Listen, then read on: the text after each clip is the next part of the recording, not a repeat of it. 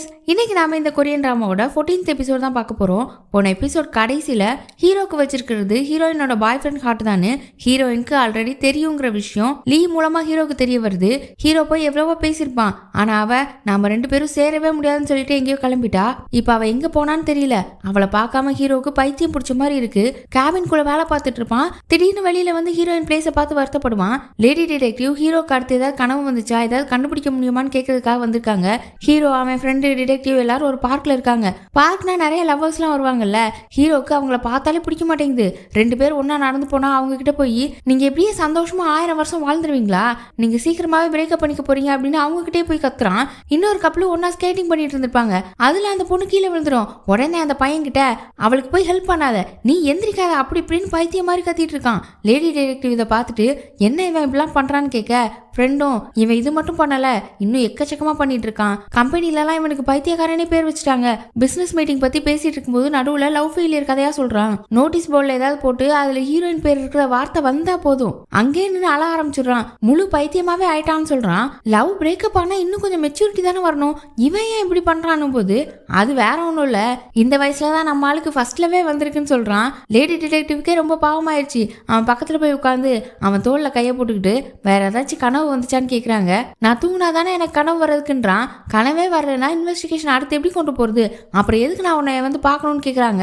எனக்கு தான் தூக்கமே வர மாட்டேங்குது, அப்புறம் எப்படி கனவு வரும்னு கத்துறான். அப்படியே அழ ஆரம்பிச்சிட்டான். அப்ப நடுவுல ஃப்ரெண்டு தான் போய் லீ காரை வச்சு இடிச்சானா, அப்புறம் ஏன் அந்த கார்ல ரத்தக்கரை இல்லைன்னு கேக்குறான். லீ என்ன பண்ணிருக்கானா, அந்த காரையே மாத்திட்டு அதே மாதிரி இன்னொரு காரை வாங்கி நம்பர் பிளேட் மட்டும் அதே மாதிரி வச்சிருக்கானா. ஆனா அப்படி பண்ணக்கூடாது, அந்த இன்ஜின் ஏத்தாப்புலதான் நம்பர் பிளேட் கொடுப்பாங்களாம். அப்ப இந்த விஷயத்தை செக் பண்ணாலே போதுமேன்னு கேட்கும்போது அவ்வளோ ஈஸியா சர்ச் வாரண்ட், வண்டியை சீஸ் பண்றதுக்கு வாரண்ட்லாம் கொடுக்க மாட்டாங்களாம். ஏதாவது ஒரு சந்தேகப்படுற மாதிரி காரணம் வேணுமா, அந்த கெமிக்கல் கலந்தவரை தான் பிடிக்கணும், அவரை வச்சுதான் ஏதாவது பண்ணணும். உனக்கு பெரிய ப்ராசிக்யூட்டர் எல்லாம் தெரியும்ல, அவரை வச்சு அந்த கெமிக்கல் கலந்தவரோட சூதாட்ட கேஸை வச்சு அவர் காரை செக் பண்றதுக்கு வாரண்ட் வாங்கி கொடு, இது ஹீரோயின்காக அப்படின்னு சொன்னதும் நான் கண்டிப்பா பண்றேன் போலீஸ் ஆண்டி அப்படின்னு வெறியா பேசிட்டு இருக்கான். இன்னொரு பக்கம் லீ, அவன் கடைசியா ஹீரோவை கவுக்க பார்த்த விஷயம் அவனுக்கே ரிவீட் அடிச்சிச்சா, அதுக்கு ஜூனா நல்லா திட்டிட்டு இருந்தா. அதனால இந்த பக்கி வேற ஒரு மாதிரி யோசிச்சு ஜூனாவை கூப்பிட்டு நான் இந்த வாட்டி அவனை சட்டத்தை வச்சு அடிக்க போறேன், அதுக்கு நீங்களும் எனக்கு உதவி பண்ணணும்னு கேட்கறான். நான் எதுக்கு உதவி பண்ணணும் போது, ஏன்னா இப்ப நம்மளால ஹெர்மியாவை திவாலாக்க முடியலன்னா அதுக்கான பின் விளைவுகளை என் கூட சேர்ந்து நீங்களும் தான் அனுபவிக்க வேண்டியிருக்கும். கோல்டு பார்ட்னர்ஸ் உங்களை மட்டும் சும்மா விட்டுருவாங்களா, அதனால என் கூட சேருங்க, சேர்ந்தா 2 பேருக்குமே இதுல லாபம் தான் சொல்றான். இந்த வாட்டி மெச்சூரிட்டி அமௌண்ட் கட்ட போகும்போது ஏதோ பெருசா பண்ண போறானா, அதுக்குன்னு அவனுக்கு தெரிஞ்ச ப்ராசிக்யூட்டர் கூட எல்லாம் பேசுறான். என்னென்னலாம் நமக்கு இன்னும் காட்டல. இன்னொரு பக்கம் ஹீரோயின், அவளை ரொம்ப நாளைக்கு அப்புறம் இப்பதான் காட்டுறாங்க. அவ எக்ஸ்பீரியன்ஸ் சர்டிபிகேட் வாங்குறதுக்காக வந்திருக்கா, அதனால கூட வேலை பார்த்தவங்களை பார்த்துட்டு போவோமேன்னு வரா. அவளை பார்த்ததுமே அந்த 2 பொண்ணுங்களும் ரொம்ப குஷியா வந்து பேசுறாங்க. ஹீரோயின் இவங்க கூட இவ்வளவு நாளா கான்டாக்ட்ல இல்ல போல, எனக்கு அன்னைக்கு நடந்தது கொஞ்சம் ஒரு மாதிரி இருந்துச்சு, அதனால தான் உங்க கூட பேசலன்னு சொல்றா. நீங்க போனதுக்கு அப்புறம் எல்லாமே மாறிடுச்சு, நம்ம பாஸ் ஒரு முழு பைத்தியமாவே மாறிட்டாரு, உங்களோட வேலைக்கு வேற யாரையும் அப்பாயிண்ட் பண்ணவும் மாட்டேங்கிறாரு, பிசினஸ் வேற நல்லா தான் போகுது, ஆனா அவர் வேற என்னமோ பண்றாரு, எப்பவுமே தனி உலகத்துல இருந்துட்டு இருக்காரு, பார்க்கவே பாவமா இருக்குன்னு சொல்றாங்க. இதை கேட்டது ஹீரோயினுக்கு ஒரு மாதிரி ஆயிட்டு. சரி கிளம்போன்னு லிஃப்ட்டுக்கு வெயிட் பண்ணும்போது லிஃப்ட் திறக்குது. பார்த்தா உள்ள ஹீரோ நிக்கிறான். இவளை பார்த்துட்டான், ஆனா மூஞ்சில எந்த ரியாக்ஷனுமே இல்லை. என்னன்னு பார்த்தா நம்ம கண்ணுக்கு சும்மா தெரியுது போல நினைச்சிட்டான். கடைசியா என் முன்னாலே வந்து நிக்க ஆரம்பிச்சிட்டியான்னு அவளை தொடும்போது நிஜம்னு தெரிஞ்சிருச்சு. ஐயோ அம்மான்னு கத்திட்டு கீழே விழுந்துட்டான். அப்புறம் 2 பேரும் ஆஃபீஸ் கேன்டீன்ல உட்காந்து பேசுறாங்க.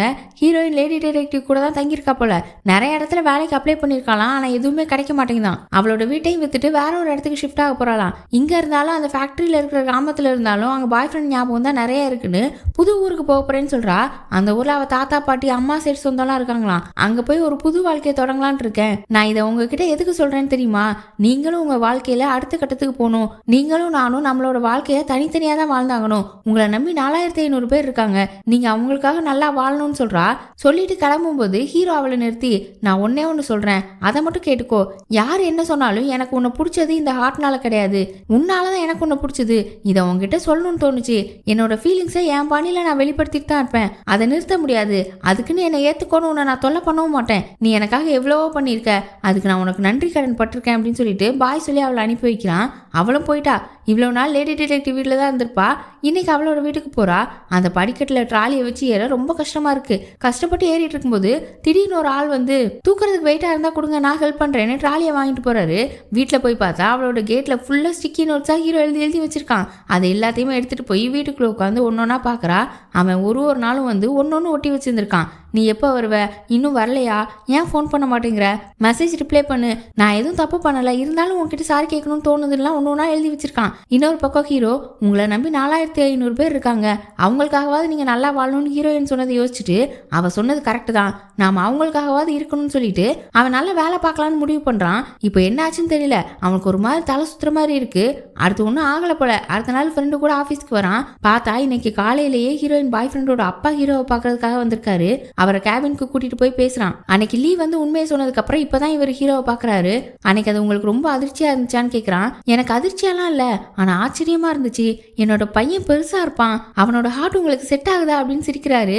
இவன் எனக்கு கொஞ்சம் வருத்தமா இருக்குன்னும் போது, இதுல வருத்தப்படுறதுக்கு என்ன இருக்கு, நான் உங்களுக்கு தான் நன்றி சொல்லணும். உங்க மூலமா என் பையன் இன்னும் இந்த உலகத்துல வாழ்ந்துட்டு இருக்கான். என் பையன் இறப்பு வீணா போகல. நீங்க நம்புறீங்களோ இல்லையோ, அன்னைக்கு நீங்க மீட்டிங்ல என்னை பார்த்ததும் மயங்கி விழுந்தப்பவே எனக்கு இவர் கூட ஏதோ ஒன்று சம்மந்தப்பட்டிருக்கு அப்படின்னு எனக்கு தோணுச்சு அப்படின்னு சொல்றாரு. அவன் அமைதியா கேட்டுட்டே இருக்கான். நீங்க இப்போ உயிரோடு இருக்கிறதுக்கே ரொம்ப நன்றி அப்படின்னு சொல்ல அவனுக்கு ஒரு மாதிரி கண்ணெல்லாம் கலங்கிட்டு தண்ணி குடிக்கிற மாதிரி அந்த பக்கம் திரும்பிக்கிட்டான். ஹீரோயின் எதுக்கு உங்களை ஏத்துக்க மாட்டேங்கிறாங்கிறது உங்களுக்கு புரியும்னு நினைக்கிறேன்னு சொல்றாரு. அவனும் ஆமா எனக்கு நல்லா புரியுது, ஆனா அவ எனக்காக நிறைய பண்ணிருக்கா, அவளுக்கு என்ன பிடிச்சிருக்கோ இல்லையோ என்னோட நன்றி கடனை நான் அவளுக்கு காட்டிட்டே இருப்பேன்னு சொல்றான். அங்க ஹீரோயினுக்கு லேடி டிடெக்டிவ் கால் பண்ணி சாப்பிட்டியா, என்ன சாப்பிட்டேன்னு துருவி துருவி கேட்டுட்டே இருக்காங்க. இவளும் என்ன நீ ரொம்ப கேள்வியா கேட்குற, இனிமேதான் சாப்பாடு வாங்க போறேன்னு சொல்லிட்டு வெளியில கிளம்புறா. பார்த்தா அவளோட கேட்ல ஒரு சூரியகாந்தி பூவை வச்சு கீழே ஸ்டிக்கி நோட்ஸ்ல இந்த பூவை மட்டும் நீ தூக்கி போட்ட, உனக்கு கும்பி பாகம் தான் அப்படின்னு ஹீரோ எழுதி வச்சிருக்கான். அவளும் அதை எடுத்துட்டு கடைக்கு போக இவன் அங்க பக்கத்துல தான் ஒழிஞ்சிருக்கான். லேடி டிடெக்டிவ்க்கு கால் பண்ணி ஹீரோயினை சாப்பாடு வாங்க அனுப்புனது இவன் தான். அடுத்த நாள்ல இருந்து இவளுக்கு டெய்லியும் ஒரு பூவா வச்சு கீழே ஸ்டிக்கி நோட்ல ஏதாவது எழுதி வைக்கிறான். அவளுக்கு செம்ம கடுப்பாயிடுச்சு. மொத்தமா எல்லாத்தையும் எடுத்து கொண்டு போய் அவனோட வீட்டுக்குள்ளேயே போட்டுட்டு வந்துட்டா. அவன் அதை எல்லாத்தையும் எடுத்துட்டு வந்து அவ வீட்டு வாசல் முன்னாடி போட்டுட்டு மூச்சை பெருமையா வச்சுட்டு திரும்பினா முறைச்சிட்டே ஹீரோயின் நின்றுட்டு இருக்கா. அப்படி அங்கிருந்து ஓடி வந்துட்டான். இன்னைக்கும் நான் சாகுற வரைக்கும் உனக்கு இந்த பூ அனுப்பிட்டே இருப்பேன்னு எழுதியிருக்கான். அப்புறம் ஒரு கவிதை வேற, நம்மளை விட்டுட்டு போனவங்க திரும்பி வரலன்னா இன்னும் கொஞ்சம் காத்திருக்கலாம், ஒருத்தரால காதலிக்கப்படுறது அசிங்கப்பட வேண்டிய விஷயம் கிடையாதுன்னு எழுதியிருக்கான். இன்னொரு பக்கம் அவனுக்கு எல்லா டிபார்ட்மெண்ட்லயும் ஆளுங்க உண்டு. வேற ஃபேக்டரியில உள்ள ஒரு ஆள் கிட்ட அந்த புது ப்ராடக்ட்டுக்கான ரிசர்ச் ஃபைல் எல்லாம் திருடிட்டு வர சொல்றான். அந்த ஆள் எல்லாத்தையும் எடுத்துட்டு வந்துட்டாரு. இப்போ என்ன பண்ண போறானா, பேட்டன்ட்டை வச்சு கேஸ் போட போறானா. ஜூனா இருந்துட்டு எதுக்கு கேஸ்ன்னும் போது, நாம என்ன பேட்டன்ட்டுக்காகவா கேஸ் போட போறோம், அவங்களோட சேல்ஸ் அடி வாங்கணும், அதுக்காக தான் சொல்றான். இன்னொரு பக்கம் கெமிக்கல் கலந்தவர் அவரோட ஒய்ஃப்க்கு டயாலிசிஸ் கூட பண்ண முடியாதுன்னு சொல்லிட்டாங்களாம். ரொம்ப வீக் ஆயிட்டாங்க. இன்னும் எவ்வளவு நாள் அவங்க தாக்கு பிடிப்பாங்கன்னே தெரியல. இவர் மேலேயும் சூதாட்ட கேஸ் இருக்கு, அதுக்கும் கூப்பிடுறாங்க. ஆனா இவர் விசாரணைக்கு போகவே மாட்டேங்கிறாரு. ஒய்ஃப் இருந்துட்டு நான் உயிரோட இருக்கும் போதே விசாரணைக்கு போய் தண்டனை அனுபவிச்சுட்டு வந்துருன்னு சொல்றாங்க. உன்னைய காப்பாத்திட்டு தான் நான் ஜெயிலுக்கு போவேன்னு சொல்லிட்டு செம்ம கோவமா லீக்கு ஃபோன் பண்றாரு. இவங்களுக்கு வந்து ஹாஸ்பிட்டல் பில்ல கூட இந்த லீக் கட்டவே இல்லை. இப்போ இவர் போலீஸ்க்கு போவேன்னு மிரட்டும் போது கிட்னி ஏற்கனவே ரெடியா தான் இருக்கு, அதை எவ்வளவு நேரம் ஃப்ரீசர்ல வைக்க முடியும், சீக்கிரம் வந்து வாங்கிக்கோங்கன்னு ரொம்ப நல்லவ மாதிரி பேசுறான். எதுக்கு இப்படி பேசுறான்னு பார்த்தா, பென்ட்ரைவ் கொடுத்தாதான் கிட்னி தருவேன், கிட்னி வீணாகிறதுக்கு முன்னாடி கொடுத்துருங்கன்னு ரொம்ப அசால்ட்டா பேசுறான். இவருக்கும் வேற வழி இல்ல, சரி வந்து கொடுக்குறேன்னு சொல்லிட்டாரு. நல்லா ஏமாத்த போறான். இன்னொரு பக்கம் ஹெர்மியால இப்ப பிசினஸ் ரொம்பவே நல்லா போயிட்டு இருக்கு. இதுக்கு முன்னால இவங்க கூட கான்ட்ராக்ட் கேன்சல் பண்ண டிபார்ட்மெண்ட் ஸ்டோர்லாம் வாண்டடா வந்து கான்ட்ராக்ட் போடுறதுக்காக கேட்கறாங்களாம். ஹீரோ எல்லா வேலையும் முடிச்சுட்டு ஃப்ரெண்டு கிட்ட நான் கிளம்புறேன், இனிமே என்ன யாரும் டிஸ்டர்ப் பண்ணக்கூடாதுன்னு சொல்லிட்டு போறான். எங்க போறான் என்னன்னு தெரியல. இன்னொரு பக்கம் ஹீரோயின் அவன் நிறைய கம்பெனில அப்ளை பண்றா, ஆனா எதுலையுமே அவளுக்கு வேலை கிடைக்க மாட்டேங்குது. என்னடா இப்படி ஆகுதுன்னு உட்கார்ந்துட்டு இருக்கும்போது ஒரு கம்பெனில இருந்து ஃபோன் பண்ணி இன்டர்வியூக்கு கூப்பிடுறாங்க. அவளுக்கு ஒரே குஷி, உடனே வீட்டுல இருந்து கிளம்புறா. இன்னைக்கும் ஹீரோ கேட்ல ஒரு பூவையும் ஸ்டிக்கி நோட்ஸையும் வச்சிருக்கான். அதுல இன்னைக்கு குட்லக்னு எழுதியிருக்கான். இவ சிரிச்சுட்டே அந்த படிக்கட்டுலாம் இறங்கி கீழே போறா. பார்த்தா ஒரு டாக்ஸி வந்து நிக்குது. அவ நான் புக் பண்ணலன்னும் போது யாரோ பிராங்க் பண்ணிருக்காங்க போல, இப்படியே தான் சும்மா கால் பண்ணி ஏமாத்துறாங்களாம். என்ன பண்றதுன்னு டாக்ஸிக்காரன் கிளம்பலான்னு போகும்போது நானும் வெளியே தான் கிளம்புறேன், ஏறிக்கவான்னு கேட்குறா. சரின்னு அந்த டாக்ஸில இன்டர்வியூக்கும் போயிட்டா. இவ ஹெர்மியான்ற பெரிய கம்பெனில செக்ரட்டரியா வேலை பார்த்துருக்கான்னதுமே வேலைக்கு எடுத்துட்டாங்க. அதுவும் இன்னும் 2 வாரத்தில் வேலைக்கு வரீங்களான்னு கேட்குறாங்க. இவளுக்கு ரொம்ப சந்தோஷமாயிட்டு செம்ம குஷியா அங்கேருந்து கிளம்புறா. வெளியில பார்த்தா செம்ம மழை, கொடை வேற எடுத்துட்டு வரல. என்ன பண்றதுன்னு நினைஞ்சிட்டே போவோன்னு 2 ஸ்டெப் எடுத்து வைக்கிறா. அதுக்குள்ள அந்த கம்பெனிக்குள்ள இருந்து ஒரு எம்ப்ளாயி கொடையோட வந்து நீங்க மழையில நனைஞ்சிடக்கூடாது, என்னோட பாஸ் கொடுத்து விட்டாருன்னு கொடையை கொடுக்குறாரு. அவளும் சிரிச்சுட்டே அதை வாங்கிட்டு போயிட்டா. இவ போறத தூரமா ஒரு கார்க்குள்ள உட்காந்து ஹீரோ பார்த்துட்டு யார்கிட்டயோ ஃபோன்ல மஞ்சள் கலர் கூட எதுக்குடா கொடுத்த, கேர்ள்ஸுக்கு பிங்க் தான் கொடுக்கணும் அப்படின்னு சொல்றான். இவன் தான் இது எல்லாத்தையுமே பண்றான் போல. இன்னொரு பக்கம் அந்த கெமிக்கல் கலந்தவரோட காருக்கு வாரண்ட் கிடைச்சிருச்சுன்னு லேடி டிடெக்டிவ் கூட வேலை பார்க்குறவரு அந்த விஷயத்த சொல்லி லேடி டிடெக்டிவையும் கூட்டிட்டு ஸ்டேஷன்ல இருந்து கிளம்புறாங்க. அங்க அந்த கெமிக்கல் கலந்தவரை ஒரு இடத்துக்கு லீவ் வர சொல்லியிருப்பான். அங்க வச்சுதான் பென்ட்ரைவை கொடுக்க சொல்லியிருக்கான் போல. அவரும் அந்த லீவ் பையில நம்பி போனா அங்க அடியாளுங்க தான் இருக்காங்க. மெமரி கார்டு எங்க இருக்குன்னு போட்டு அவர் அந்த அடி அடிக்கிறாங்க. விட்டா செத்துருவார் போல. அப்ப கரெக்டா இவரோட காருக்கு சர்ச் வாரண்ட் கிடைச்சிருச்சுன்னு டிடெக்டிவ்ஸ் எல்லாம் கிளம்புனாங்களா. அவங்க இங்க வந்துட்டாங்க. டிடெக்டிவ்ஸை பார்த்த உடனே அந்த அடையாளங்க எல்லாம் ஓடிடுவாங்கன்னு பார்த்தா டிடெக்டிவ்ஸ் கூடவே சண்டை போட ஆரம்பிச்சிட்டாங்க. உடனே அந்த கெமிக்கல் கலந்தவர் மெதுவா எந்திரிச்சு கார் எடுத்து கிளம்பிட்டாரு. அந்த அடியாளுங்க போலீஸ் கூட சண்டை போட்டுட்டு அங்கிருந்து எஸ்கேப் ஆயிட்டாங்க. லீக்கு ஃபோன் பண்ணி இந்த விஷயத்தெல்லாம் சொல்றாங்க. அவனுக்கு செம்ம கோவம். அவங்கள நல்லா திட்டிட்டு இன்னும் கொஞ்ச நாளைக்கு யார் கண்ணுக்கும் படாதீங்கன்னு சொல்றான். அங்க கெமிக்கல் கலந்தவருக்கு பலத்த அடி போல. நடக்கவே முடியாம நடந்து மெடிக்கல்ல மருந்து வாங்கிட்டு போறாரு. அடுத்த நாள் ஆகுது. ஹீரோ காலையில தூங்கி எந்திரிக்கிறான். ஒரு மாதிரி இருக்குது, ஹார்ட் வலிக்குது என்னவோ. அப்புறம் ஆஃபீஸ்க்கு கிளம்புறான். ஹீரோயினுக்கு டெய்லியுமே ஒரு சூரியகாந்தி பூ வைக்கிறான்ல, அதை எடுத்துட்டு ஸ்டிக்கி நோட்ல ஏதாவது எழுதுவோன்னு எடுக்கும்போது ஃப்ரெண்டு அவசரமா வந்து ஒரு பிரச்சனைடான்னு சொல்றான்.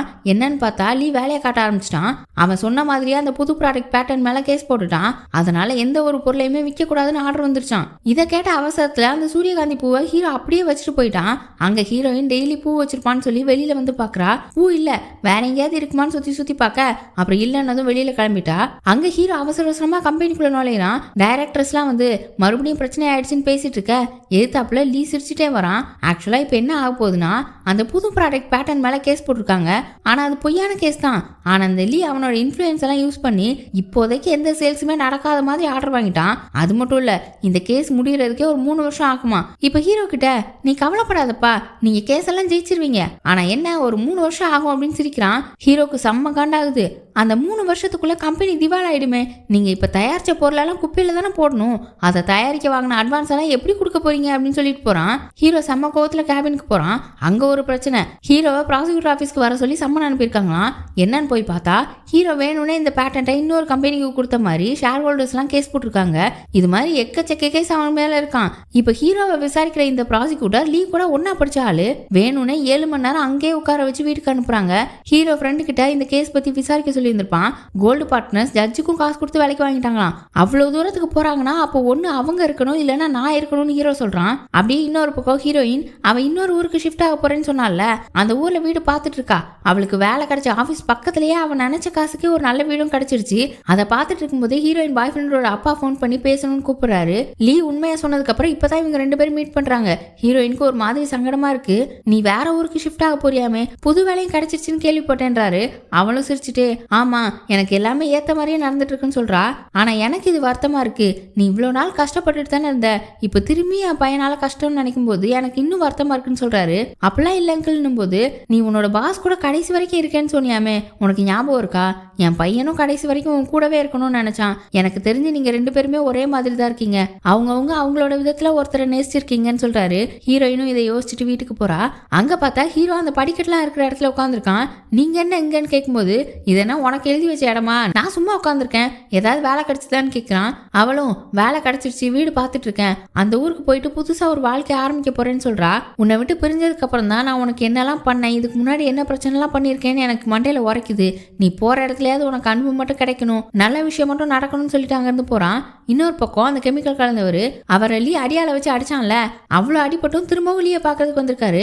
அவன் உடனே அவரை தனியா கூட்டிட்டு போய் ஒழுங்கா மெமரி கார்டை என்கிட்ட கொடுத்திருந்தா இந்த பிரச்சனை வந்திருக்குமான்னு திமிரா பேசுறான். இந்த கெமிக்கல் கலந்தவரால போலீஸ் கிட்டையும் போக முடியல. ஏன்னா அந்த கொலை கேஸ்ல இவரையும் சேர்த்து தான் பிடிப்பாங்க. அப்புறம் குடும்பத்தை பாத்துக்க முடியாதுன்னு அவரால் போலீஸ் ஸ்டேஷனுக்கு போக முடியாத நிலைமையில இருக்காரு. இதை நல்லாவே புரிஞ்சுக்கிட்டு எனக்கு இழக்கிறதுக்கு எதுவுமே இல்ல, இந்த மாதிரி திரும்ப வந்து மிரட்டினா என்ன பண்ணுவேனே தெரியாதுன்னு சொல்லிட்டு போயிட்டான். கெமிக்கல் கலந்தவரோட ஒய்ஃபு படுத்த படுக்கையாவே ஆயிட்டாங்க. அவங்க உடம்பு ரொம்ப மோசமாயிடுச்சு. கிட்னி கிடைச்சா கூட சர்ஜரி பண்ணவே முடியாதுன்ற நிலைமைக்கு போயிடுச்சு. அவங்க அந்த நிலைமையில என்னை காப்பாத்த போய் நீ வேற எதுவும் தப்புல மாட்டிக்காத, நமக்கு பிள்ளைங்க இருக்காங்க, அவங்கள பார்க்கணும்னு சொல்றாங்க. இன்னொரு பக்கம் ஹெர்மியால போர்ட் மீட்டிங் நடக்க போகுதான். ஹீரோ இப்போ ஒழுங்கா வேலை பார்க்க மாட்டேங்கிறான்னு அவனை டிஸ்மிஸ் பண்ணணும்னு போர்ட் ஆஃப் மெம்பர்ஸ்லாம் சேர்ந்து முடிவு பண்ணிட்டாங்க போல. இப்பவே ஷேர் வேல்யூஸ்லாம் குறைஞ்சிருச்சான். இன்னைக்கு சாயங்காலம் நியூஸ் பேப்பர்ல இந்த பேட்டன் கேஸ் பத்தியும் வரப்போகுதான். அதனால இதை விடவும் ஷேர் வேல்யூஸ் கீழே போகும் அப்படின்னு டைரக்டர் சொல்றாரு. உங்களை நம்பி 4500 பேர் இருக்காங்க அப்படின்னு ஹீரோயின் சொன்னது ஞாபகம் வருது. எதா இருந்தாலும் நாம பாத்துக்கலாம், உற்சாகமா இருங்கன்னு ஹீரோ குஷாயிட்டு இருக்க அவனுக்கு கால் வருது. யாரும் நமக்கு காட்டல. இன்னொரு பக்கம் ஹீரோயின் அவ வேற ஊருக்கு மாற போறான்னு அந்த ஊர்ல வீடு பார்த்திருந்தால, அந்த வீட்டுக்கு அக்ரிமெண்ட் சைன் பண்றதுக்காக புரோக்கரோட ஆபீஸ்க்குலாம் போய் சைன்லாம் போட்டுட்டா. ஒரு லேடி தான் புரோக்கரா இருக்காங்க. அவங்க நீ ரொம்ப அதிர்ஷ்டசாலிமா, இந்த மாதிரி கம்மியான விலைக்கெல்லாம் எங்க வீடு கிடைக்கவே கிடைக்காது, ஆனா உனக்கு கிடைச்சிருக்குன்னு சொல்லி பேசுறாங்க.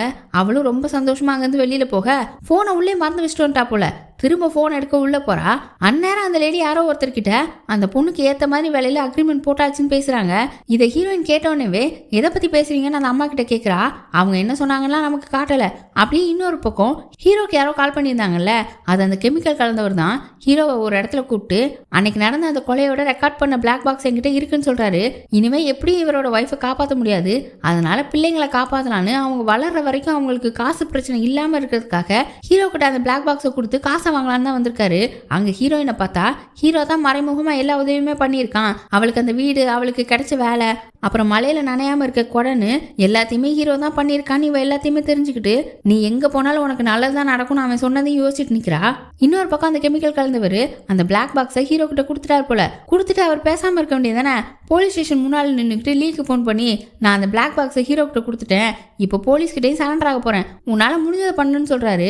இதெல்லாம் கேட்டு லீக்கு செம்ம கோவமா இருக்கு. இப்போ அந்த கெமிக்கல் கலந்தவரும் போலீஸ் ஸ்டேஷனுக்குள்ள போய் லேடி டிடெக்டிவ் கிட்ட வாக்குமூலமும் கொடுத்துட்டாரு.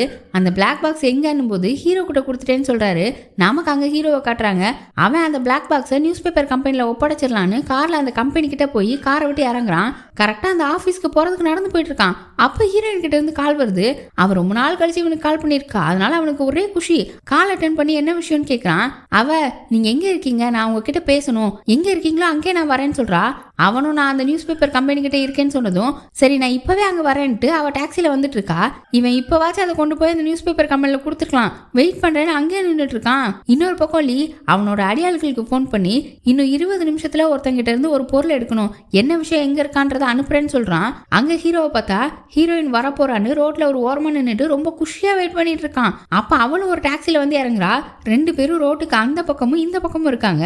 நம்ம ஊர்ல தான் நாம பாட்டுக்கு சும்மா ரோட கிராஸ் பண்ணிடுவோம், அவங்கள ஜீப்ரா கிராசிங் இருக்கிற இடத்துல தானே கிராஸ் பண்ணுவாங்க. அதனால அந்த இடத்துல ரெண்டு பேரும் மீட் பண்ணுவோம்னு ரோட்டுக்கு அந்த பக்கமும் இந்த பக்கமும் நடந்து போயிட்டு இருக்காங்க. ஹீரோ அவளை பார்த்து சிரிச்சுட்டே நடந்து வந்துட்டு இருக்கான். ரெண்டு பேரும் ஜீப்ரா கிராசிங் இருக்கிற இடத்துக்கிட்ட வந்துட்டாங்க. சிக்னலும் விழுந்துருச்சு. ஹீரோ நான் அந்த பக்கம் வரேன்னு சொல்லிட்டு அவரோட கிராஸ் பண்றதுக்காக 2 ஸ்டெப் எடுத்து வைக்கிறான்.